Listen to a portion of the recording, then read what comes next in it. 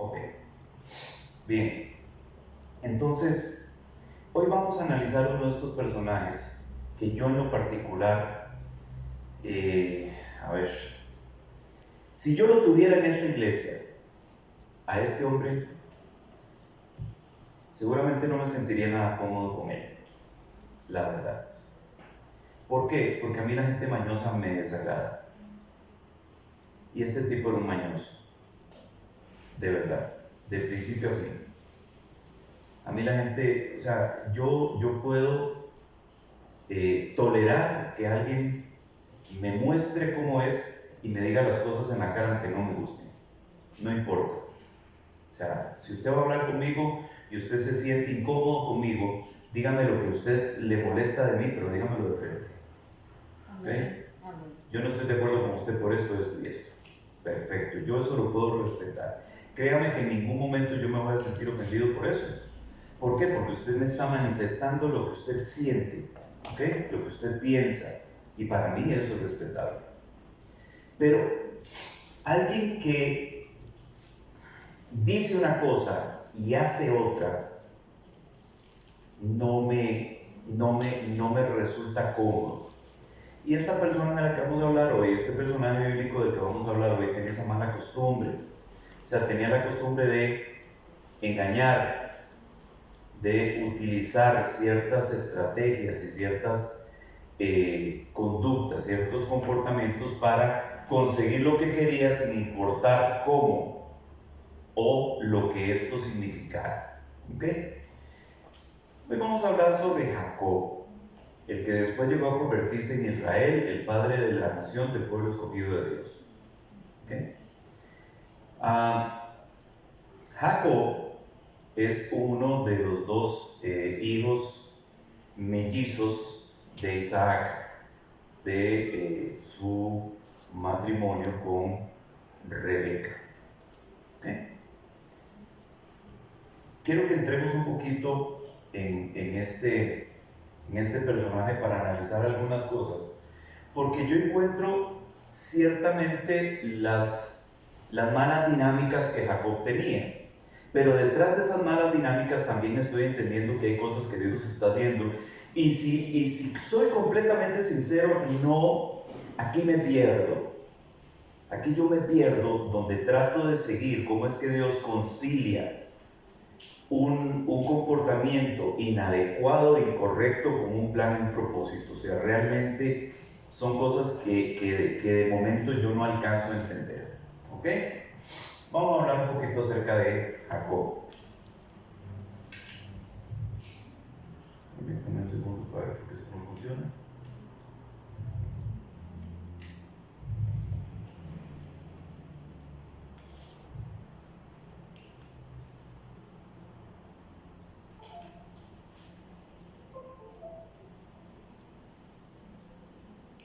Ahí está. Ok. Jacob era un hombre sagaz. Vamos a ver por qué decimos esto. Hablemos acerca de los orígenes de Jacob. ¿Cómo es que este chiquito se llega a la existencia y cómo es que empieza a dar sus primeros pasos en esta tierra? Vean qué cosa más interesante. Génesis, en el capítulo 25 y los versículos 20 al 28, habla acerca de los orígenes de la familia de Isaac.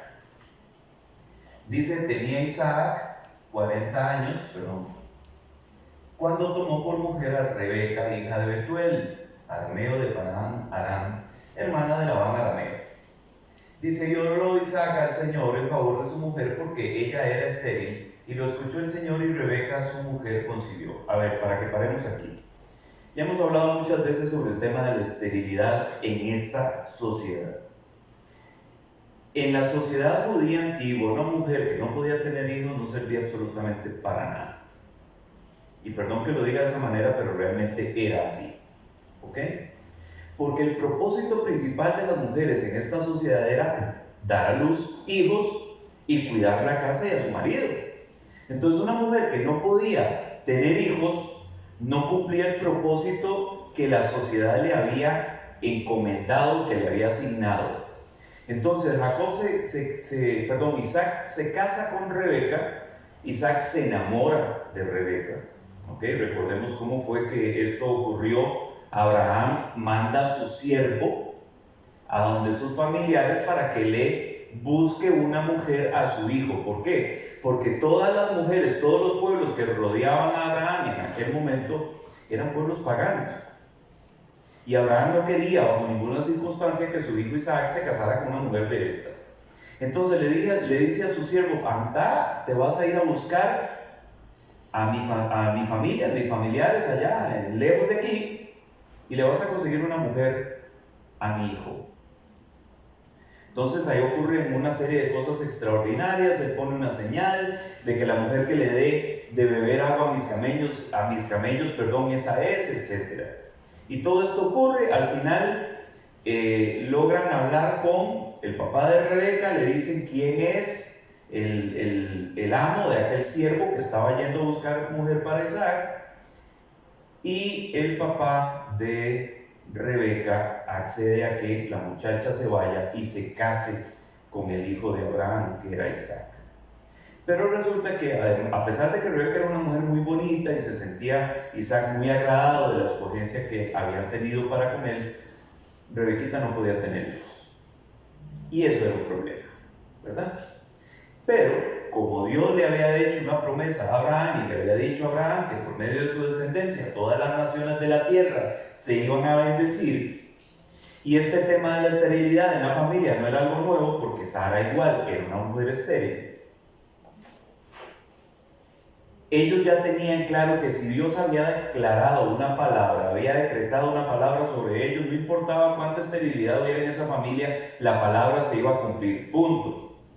Sara se había convertido en madre de Isaac, dicho sea de paso, a la edad de 90 años. ¿Ok? Abraham tenía 100. Entonces, dentro de las cosas imposibles que podían ocurrir, precisamente había ocurrido el milagro de la fertilidad para Sara. Entonces, esto para ellos, de alguna u otra forma, no era, ya me adelanté un montón, esto para ellos no era un problema. Solamente había que pedirle a Dios que nos ayudara en esto. Y es exactamente lo que hace Isaac aquí. Ora al Señor en favor de su mujer. ¿Ok? Entonces Rebeca queda embarazada. Pero Rebeca queda embarazada en una circunstancia muy especial. Dice aquí: los hijos luchaban dentro de ella, y ella dijo: si esto es así, ¿para qué vivo yo? Y fue a consultar al Señor. Resulta que no, después de haber sido estéril, no le dan uno, le dan dos. Y los carajillos están dentro del estómago de Rebeca en un puro bochinche, en un puro pleito. O sea, se retorcían y se movían y se empujaban. Y aquella pobre mujer, con la incomodidad de aquellos dos chiquillos peleándose dentro del estómago de ellos, o sea, dentro del vientre de ella. Cuando Lindsay estaba embarazada de Milena, nosotros jurábamos que era un varón. Estábamos seguros de que era un varón. Porque esa chiquita no se quedaba quieta. Brincaba y se movía y se estiraba y hacía de todo. Y nosotros estábamos seguros, o sea, como esta criatura inquieta, tiene que ser un varón. Ve el varón donde está sentado ahí. Lo que pasa es que hay algo interesante con respecto a Milena. Desde que estaba en el vientre de su mamá, ha sido inquieta hasta el día de hoy. O sea, esta chiquita no se queda quieta nunca. ¿Ok? No era un varón, nos equivocamos, pero en lo de inquieta, eso no ha desaparecido. Entonces, hay un comportamiento de estas dos criaturas dentro del vientre de Rebeca, y Rebeca ya está loca. O sea, seguramente no la dejaban dormir, seguramente aquella mujer no podía tener pasos, o sea, le empujaban un codo, le levantaban un piecillo, o sea, aquello era un pleito dentro del estómago, y aquella mujer dijo: ya esto es suficiente, yo no tengo paz con estas criaturas así. Entonces va y habla con el Señor a que le ayude, ¿verdad? Es que interesante, no había en aquel momento recursos médicos para poder resolver eso. ¿Qué hacemos? Hagámosle un ultrasonido para ver si todo está bien. No hay ultrasonido. Llevémoslo donde el neonatólogo, no había. Donde el pediatra tampoco. Entonces, las opciones para poder ver qué era lo que estaba pasando con las criaturas eran ninguna. La única alternativa que esta mujer tenía era ir y decirle al Señor, Señor, ¿qué es lo que está pasando aquí? O sea, que yo primero soy estéril, ahora tengo un embarazo, pero este embarazo me va a matar. Y viene y consulta con el Señor. Dice, y el Señor le dijo, 2 naciones hay en tu seno, y 2 pueblos se dividirán desde tus entrañas. Un pueblo será más fuerte que el otro, y el mayor servirá al menor. Y cuando se cumplieron los días de dar a luz, he aquí había mellizos en su seno. Salió el primero rojizo, todo velludo, como una pelliza, dice, y lo llamaron Esaú. Y después salió su hermano con su mano asida al talón de Esaú, y lo llamaron Jacob. Isaac tenía 60 años cuando ella los dio a luz. Los niños crecieron y Esaú llegó a ser diestro cazador, hombre del campo, pero Jacob era un hombre pacífico que habitaba en tiendas. Y amaba a Isaac a Esaú porque le gustaba lo que cazaba, pero Rebeca amaba a Jacob. Ese es el cuadro. ¿Ok? Nacen los chiquillos, el primero que nace es Esaú. A pesar de que los dos eran de la misma gestación, o sea, realmente tenían la misma edad, se tomaba en cuenta el que abría la matriz, o el que rompía, digamos, la matriz. El primero que salía de ahí era el primogénito. Entonces sale Esaú primero, pero resulta que cuando Esaú viene para afuera, el hermanillo viene agarrado del talón del otro. ¿Ok? Parece algo muy bonito, ¿verdad? Qué lindo. No, ellos estaban en pleito dentro del estómago. Eran criaturas no nacidas y ya estaban peleando. Y ya tenían problemas. O sea, había algo en la personalidad, en el carácter de cada uno de ellos que los hacía radicalmente distintos. Y entonces cuando sale Esaú, Jacob viene guindando del talón de Esaú. O sea, vos no me vas a dejar aquí, yo me voy con vos, ¿verdad? Entonces sale Esaú y guindando viene Jacob. Y precisamente el nombre Jacob significa sostenido del talón.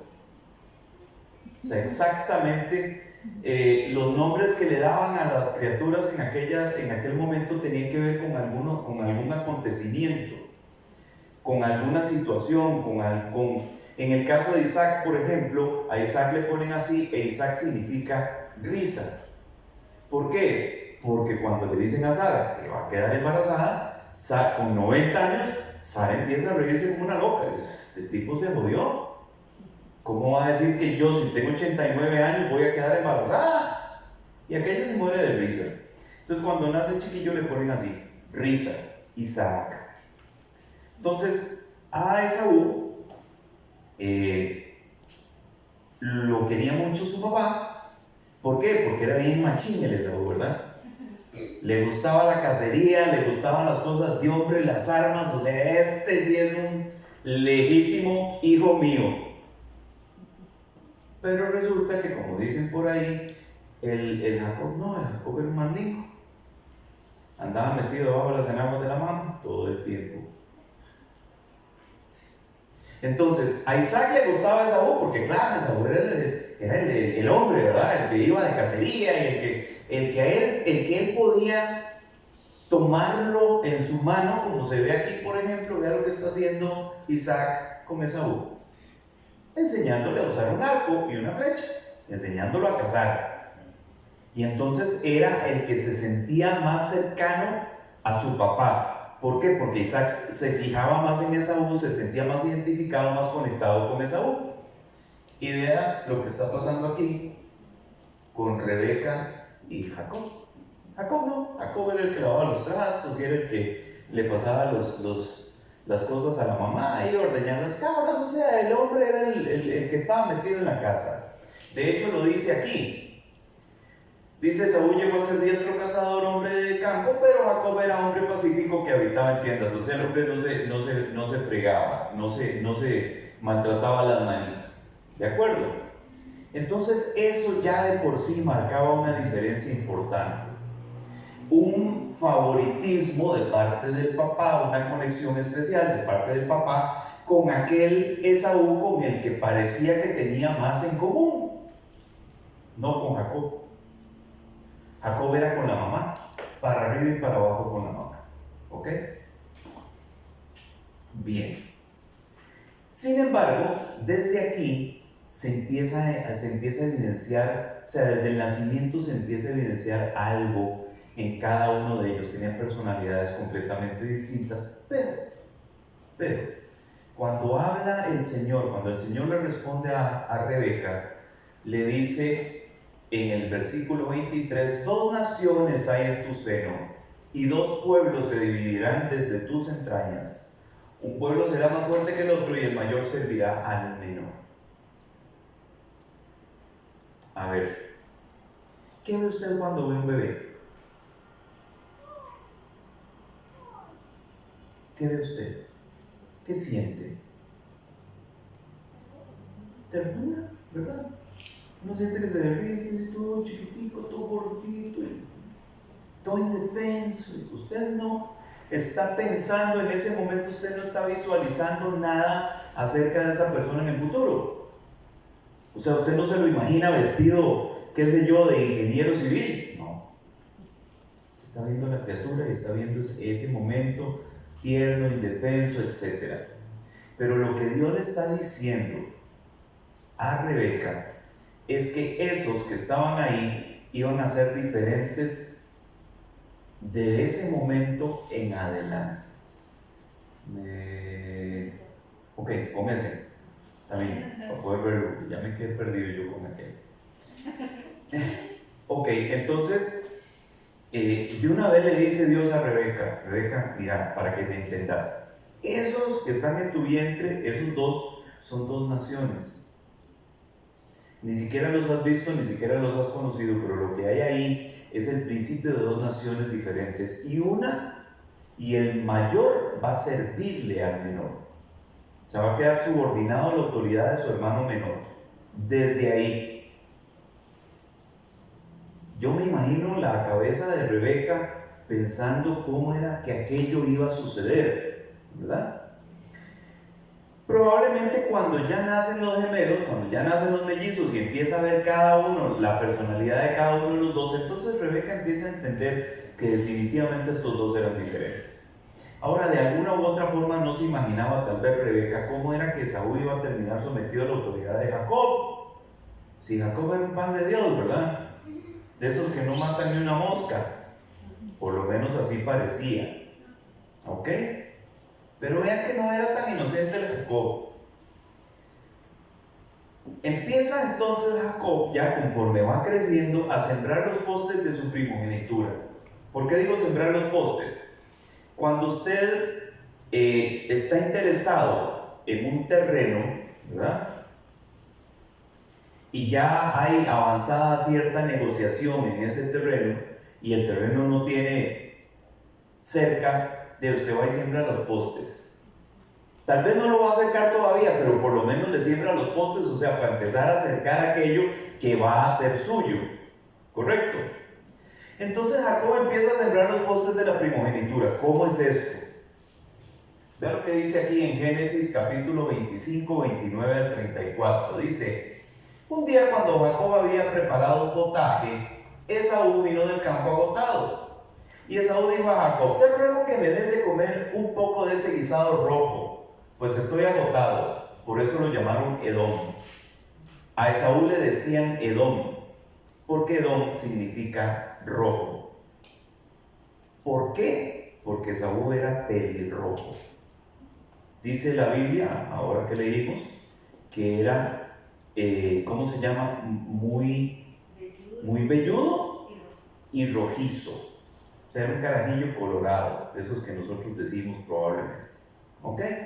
Entonces aquel carajillo colorado le gustaba lo rojo aparentemente, porque ve que interesante, viene y le dice a su hermano: dame un poco de ese guisado rojo. O sea, el tipo estaba ceñido con el color. Entonces le terminan poniendo por sobrenombre Edom. Su nombre era Esaú, pero le terminan poniendo por sobrenombre Edom, que significa rojo. Ahí viene el rojo. O sea, como decimos nosotros: macho, venga acá. Entonces a Esaú le decían rojo, Edom.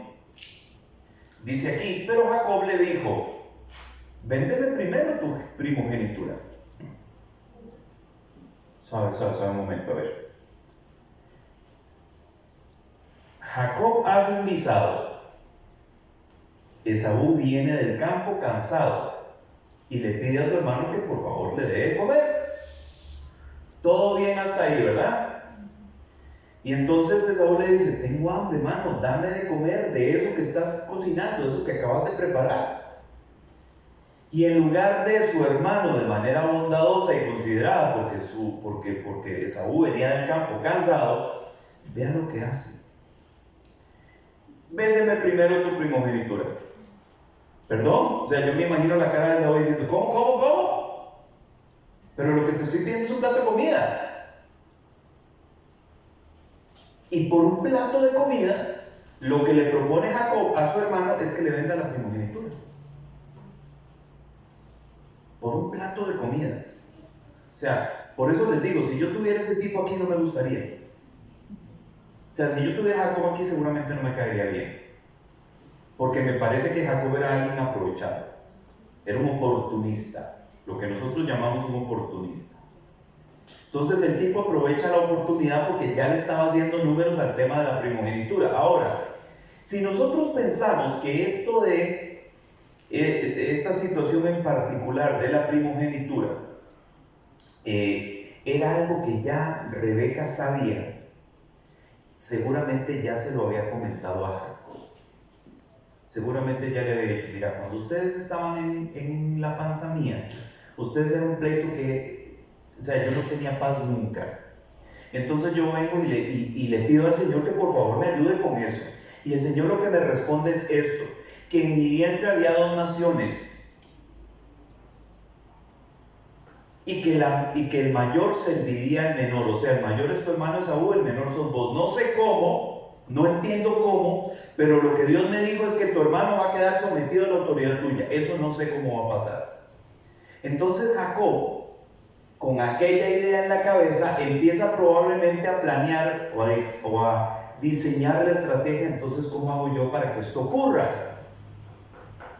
Y esta es la primera oportunidad que él encuentra. Claro, usted quiere comida, yo se la voy a negociar. Si quiere, se la cambio por la primogenitura. Yo me imagino la cara de Esaú donde Jacob le dice esto. Y Esaú dijo, he aquí estoy a punto de morir. ¿De qué me sirve pues la primogenitura? O sea, estoy partido de hambre y vos me decís a mí que me vas a cambiar el plato de comida por la primogenitura. Dale fuego, hagámoslo. Quédate con la primogenitura, yo lo que tengo es hambre. Y Jacob dijo, júramelo primero. Y él se lo juró y vendió su primogenitura a Jacob. No, papi, así no, júremelo. Y en aquel momento, en aquellos tiempos, la palabra de los hombres tenía valor. Todavía hace, no sé, 50, 60, 100 años, la palabra de un hombre era lo que valía de aquel. Si un hombre que no tenía palabra no valía un 5. La gente no firmaba papeles, se daba la mano y se estrechaba la mano y con eso era suficiente. ¿Por qué? Porque acababa de comprometer su palabra. Y eso era lo que verdaderamente valía de alguien. Entonces le dice Jacob a su hermano, sí, pero me lo vas a jurar primero. O sea, dame tu palabra de que en este momento, si yo te doy comida, me das tu primogenitura. Y Esaú dice, sí, toma. Entonces Jacob dio a Esaú pan y guisado de lentejas, y él comió y bebió, se levantó y se fue. Así menospreció Esaú la primogenitura. O sea, en ese momento en particular de lo que dice Esaú, estoy a punto de morir, ¿de qué me sirve la primogenitura? O sea, estoy partido de hambre. Y si para que pueda comer y satisfacer mi necesidad tengo que regalar, dale, quédate con esa vaina. Probablemente Esaú en ese momento no estaba dimensionando qué era lo que estaba haciendo. Porque él dice, primogénito, por si esa carambada ahorita no me sirve para nada. En ese momento no. Pero el tiempo iba a pasar Y en algún momento esa primogenitura que él estaba despreciando se iba a convertir en lo más importante que él podía tener. Entonces vea lo que sucede. ¿Por qué era tan importante la primogenitura, el ser el primero? Vea lo que dice Génesis en el capítulo 43 y el versículo 33. Y lo sentaron delante de él, el primogénito conforme a su primogenitura y el más joven conforme a su juventud. Y los hombres se miraban unos a otros con asombro. ¿Por qué? Porque el primogénito tenía un lugar especial. O sea, después del papá, el primogénito en la casa. Para que ustedes lo entiendan, ni siquiera la mujer. O sea, el esposo y la esposa, no, el esposo y el primogénito. O sea, el papá, el patriarca y el primogénito. Ese era el orden. Entonces tenía un lugar de privilegio muy importante dentro de la sociedad judía. Vea lo que dice Deuteronomio capítulo 21, 17. Dice: sino que reconocerá al primogénito, al de la aborrecida, dándole una porción doble de todo lo que tiene, porque él es el principio de su vigor, a él pertenece el derecho de la primogenitura. ¿Qué dice? Que le daban una porción doble de todo. O sea, una vez que el patriarca se moría, el primogénito se convertía en el nuevo patriarca de la familia y por ende administrador de todos los bienes que correspondían a aquel hombre, y le daban una herencia doble, por decirlo así. ¿Ok? Entonces no solamente era el tema económico, que ya de por sí era importante, ¿verdad? O sea, iba a agarrar más plata que los demás. Pero aparte del tema económico estaba el lugar de privilegio. O sea, mi tata se murió y aquí quedé yo. Y el nuevo patriarca, la nueva autoridad de la familia, era el primogénito precisamente. ¿Ok? Inclusive a nivel espiritual, era el que tenía autoridad para representar a la familia a nivel espiritual también. Entonces dice aquí, Éxodo 22, 29, no demorarás la ofrenda de tu cosecha ni de tu vendimia, me darás el primogénito de tus hijos. Además, el primero de los hijos era entregado o dedicado al Señor. ¿Qué significa? No significa necesariamente que tenía que dedicarse, por ejemplo, al servicio sacerdotal o algo por el estilo, pero era la autoridad espiritual que ostentaba el primogénito. O sea, el primogénito tenía la responsabilidad, el compromiso ante Dios de representar a la familia, ¿cómo se llama? De ejercer una posición de liderazgo espiritual a nombre de toda la familia. Entonces no era cualquier cosa. O sea, el mismo Dios dijo: el primogénito me lo dedicas a mí, me lo vas a entregar a mí. No significa, digamos, como se hacía, por ejemplo, en las sociedades paganas, donde agarraban el primogénito y se lo sacrificaban a sus dioses. No, aquí no se trataba de eso. Aquí se trataba de: este hijo va a estar consagrado para Dios. No importa si los demás, no quieren entender y se van por el camino que les dé la gana, pues ni modo, trataremos de que eso no suceda. Pero el primogénito no puede hacer eso. O sea, el primogénito adquiría una responsabilidad ante su familia y ante Dios. ¿Ok? Ahora vea qué interesante esto último, lo que está en Hebreos 12, 22 y 23. Vosotros, en cambio, os habéis acercado al monte Sión y a la ciudad del Dios vivo, la Jerusalén celestial, y a miriadas de ángeles. Ojo aquí, a partir del 23. A la asamblea general e iglesia de los primogénitos que están inscritos en los cielos, y a Dios, el juez de todos, y a los espíritus de los justos hechos ya perfectos. Habla de la iglesia de los primogénitos que están inscritos en los cielos. Esto, hermanos, que estábamos leyendo aquí en Hebreos 12, 22, 23, tiene que ver con nuestro escogimiento a nivel espiritual. Porque nosotros, aunque en nuestra familia tal vez no seamos el primogénito, estamos siendo reconocidos como primogénitos de esa iglesia del Señor. Y dice que están inscritos en los cielos. ¿Dónde está el libro? ¿Dónde están los libros de Dios? La Biblia habla del libro de las obras, la Biblia habla del libro de las memorias, la Biblia habla del libro de la vida. ¿Dónde cree usted que están esos libros? En los cielos. Porque recordemos que el reino de los cielos es un reino que Dios tiene ubicado, digamos, por decirlo así, domiciliado en la región en la que Él vive, en la que Él existe. Y todo lo que corresponde, digamos, al reino de los cielos está allá. Entonces, obviamente, todos esos libros están a disposición de Dios en la región donde Él existe. Entonces, cuando dice acá que los primogénitos, que la iglesia de los primogénitos están inscritos en los cielos, significa que el nombre de ellos está inscrito ¿en dónde? ¿En cuál libro? En el libro de la vida. Porque dice la Biblia que al final, cuando se haga el juicio, dice, todos aquellos cuyos nombres no están inscritos en el libro de la vida fueron arrojados al lago que arde con fuego y azufre. ¿Verdad? Ok, eso significa que esa inscripción de nuestro nombre en el libro de la vida es como una primogenitura. Es un privilegio especial que se nos ha dado con respecto a un montón más que no están ahí. ¿Sí entendemos? Entonces, ¿por qué lo menciono aquí? Porque estamos hablando acerca de primogenitura y la manera en que Saúl desprecia la suya. A Saúl no le interesa la primogenitura. Él no encuentra algo, digamos, que sea algo importante para él en ese momento. O sea, Saúl simple y sencillamente se olvida del tema. Si lo cambio por un plato de lentejas, no hay ningún problema. ¿Ok?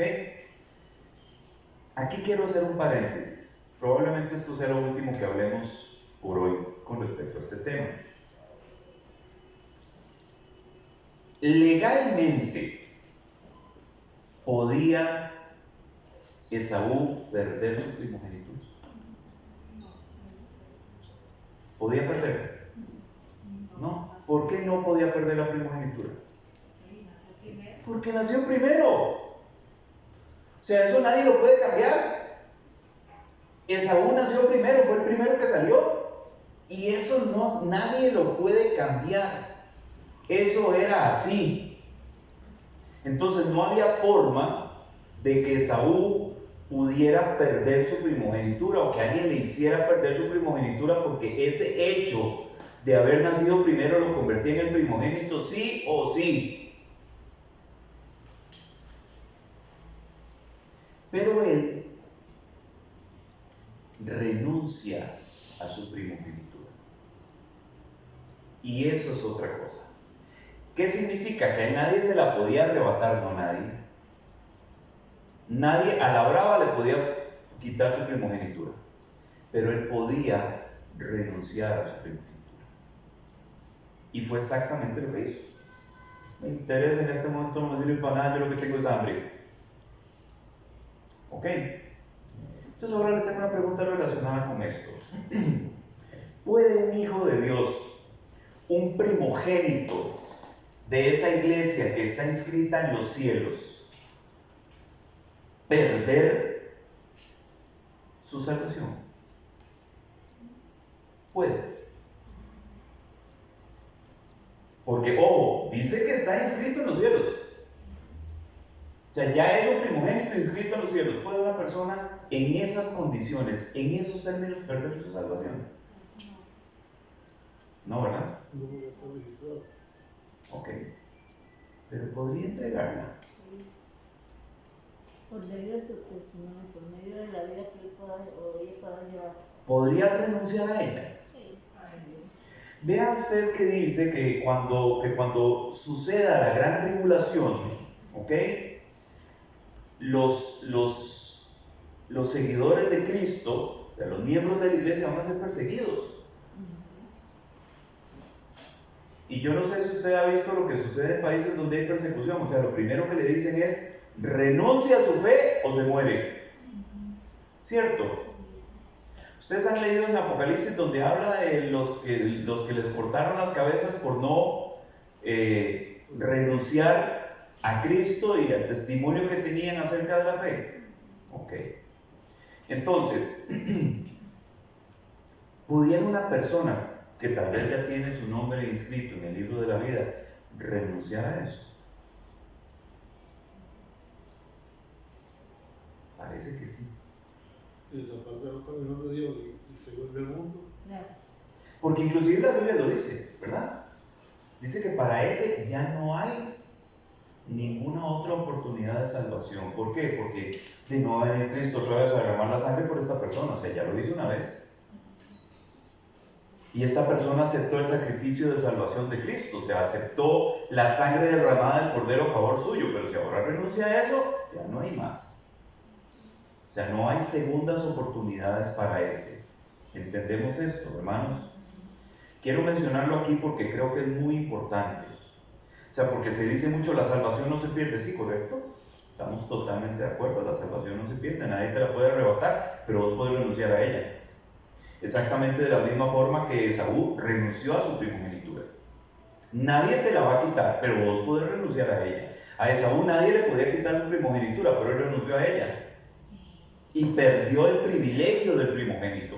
Aquí se habla de los primogénitos inscritos en los cielos. No vaya a perder el privilegio que usted tiene como primogénito con su nombre inscrito en el libro de la vida. Jamás, hermanos, por nada del mundo. No hay absolutamente nada que valga renunciar a eso. ¿Sí entienden? Por favor, métaselo en la cabeza. No hay dinero, no hay relaciones, no hay posiciones, no hay ofrecimiento que valga su posición de primogénito con su nombre escrito en el libro de la vida. Nunca, jamás le pase ni siquiera por la cabeza, porque no hay absolutamente nada que valga eso. Y mucho menos un plato de lentejas, porque algunos cambian su primogenitura por un plato de lentejas, hermanos, aún hoy. Aún hoy. Usted ve a aquellos que dicen ser siervos de Dios, viviendo como reyes en este mundo. Y Dios los llamó y Dios los escogió. Y Dios los puso donde están. Y tomaron esa posición y prefirieron las riquezas y el dinero y el poder de este mundo que mantener su nombre escrito en el libro de la vida. Porque recuerden que todos vamos a comparecer ante el tribunal de Cristo, todos, hermanos, todos. Cuando la palabra dice todos, es todos. Ahora, ¿qué va a pasar con los escogidos? Los escogidos tienen una marca. Y cuando comparezcan ante el tribunal de Cristo, la gracia está ahí, pase. Porque se mira en su frente, ahí está la marca, no, vas para la derecha, papá. Derecha, derecha, derecha. Los que están marcados, derecha, y una. O sea, ni siquiera vienen a comparecer para que revisemos todo, no. Usted tiene marca, va para la derecha. El que no tiene marca, sí, siéntese ahí, vamos a empezar a revisar los libros para ver cómo está usted aquí. Es una opción, pero yo personalmente no me la quiero jugar. ¿Por qué? ¿Y si no me da? ¿Y si las poquititicas cosas buenas que puedo haber hecho en la vida no me alcanzan? Me fregué.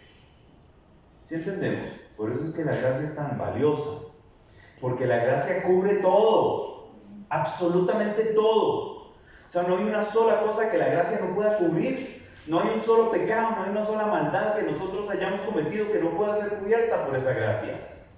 Entonces, busque la gracia, olvídese de las buenas obras. Porque si usted es alguien nacido de nuevo y está marcado por la gracia de Dios, eso se va a notar. No es algo que usted, no, es que yo quiero ser bueno para ser merecedor. No, usted no necesita ser bueno para ser merecedor.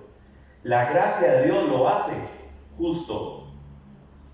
Porque es precisamente ese proceso, es la justificación. ¿Entendemos esto, hermanos? Pero por amor a Jesucristo, no vaya a perder su primogenitura. y mucho menos por un plato de lentejas. Dice amén. Amén, Dios. Bien, hermanos, vamos a parar aquí porque vamos a celebrar Santa Cena hoy.